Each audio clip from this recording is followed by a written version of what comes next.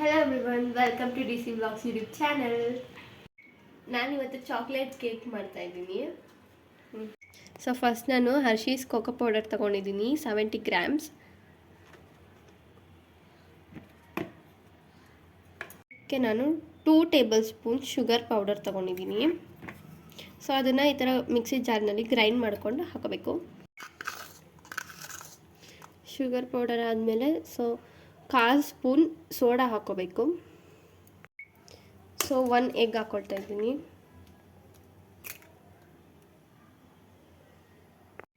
So vanilla essence 1 spoon ಹಾಕೊಳ್ತಾ ಇದ್ದೀನಿ.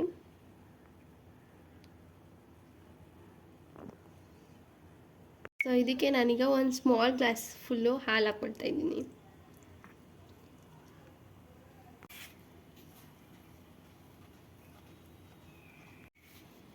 So ಇವಾಗ ಇದಿಷ್ಟು ಹಾಕೊಂಡ್ಮೇಲೆ ಒಂದು ನೈಸ್ ಮಿಕ್ಸ್ ಕೊಡಿ.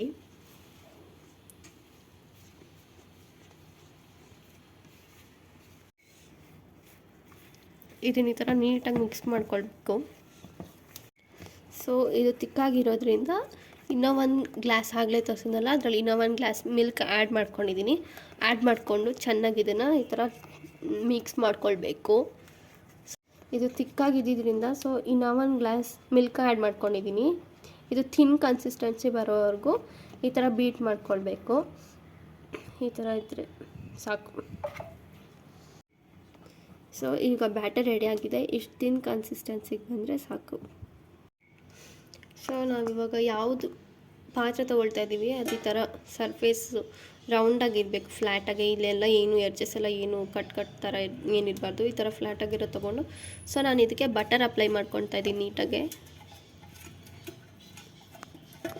ಸೊ ನಿಮ್ಮ ಹತ್ರ ಬಟರ್ ಪೇಪರ್ ಇದ್ದರೆ ನೀವು ಅದನ್ನು ಯೂಸ್ ಮಾಡ್ಕೊಳ್ಬೋದು. ನಾನು ಬಟರ್ ಅಪ್ಲೈ ಮಾಡ್ಕೊಳ್ತಾ ಇದ್ದೀನಿ ಹೀಗೆ ಸೈಡ್ಸಲ್ಲೆಲ್ಲ. ಸೊ ಇವಾಗ ನೀಟಾಗಿ ಬಟರ್ ಅಪ್ಲೈ ಮಾಡಿದ್ದಾಗಿದೆ. ನಾನೀಗ ಬಟರ್ ಅಪ್ಲೈ ಮಾಡಿದ್ದಾಗಿದೆ ನೀಟಾಗಿ ಈ ಥರ ಎಡ್ಜಸ್ ಎಲ್ಲ. ಸೊ ಇವಾಗ ಬ್ಯಾಟರ್ ರೆಡಿ ಮಾಡಿದ್ವಲ್ಲ ಅದನ್ನು ಹಾಕ್ಕೊಳ್ಳೋಣ.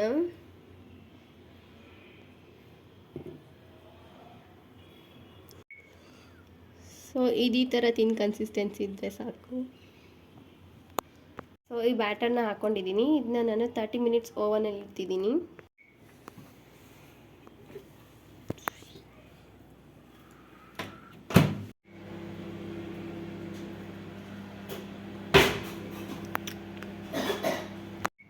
ಸೊ ಇದು ಕರೆಕ್ಟಾಗಿ ಬೇಕಾಗಿದೆ ಅಲ್ವಾ ನೋಡ್ಕೊಳ್ಳೋಕ್ಕೆ. ಹಿಂಗೆ ಪೋಕ್ ಮಾಡಿದ್ರೆ ಒಂಚೂರು ಸ್ಟಿಕ್ ಆಗಬಾರ್ದು. ಸೊ ಇವಾಗ ಕರೆಕ್ಟಾಗಿ ಬಂದಿದೆ ಇದು.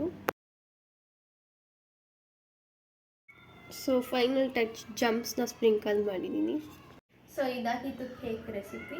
ಇಷ್ಟ ಆಗಿದ್ದರೆ ಲೈಕ್ ಮಾಡಿ, ಶೇರ್ ಮಾಡಿ, ಹಾಗೆ ಸಬ್ಸ್ಕ್ರೈಬ್ ಮಾಡಿ. Thank you for watching.